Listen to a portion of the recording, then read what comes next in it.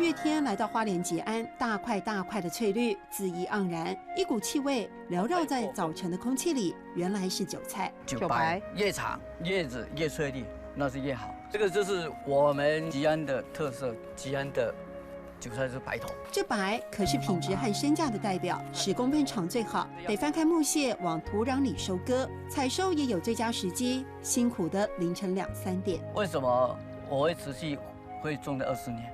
因为这个韭菜它一天一天的成长，真的是对我们很欣慰。农民的劳苦总有甘之如饴的豁达。韭菜产期全年无休，意味着摸黑起床的日子365天不间断。11月到4月当令时节，每天收割300公斤，也是日日循环。韭菜割完，再过10天、20天，它又长大了。就是我这个韭菜可以延延续续。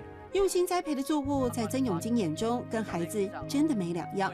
每株嫩芽都是希望，都在付出中慢慢拉拔，期待它的成长。我们每天跟韭菜在一起，也是跟它活干净，就像我们在顾小孩子一样，从小我们就看到大。套用孩子的生长周期，韭菜的青春期很固定，1月葱，2月韭，叶片长到10片方能采收。所以韭菜是什么时候收成啊？那就说是熟成。一年四季都做得熟成。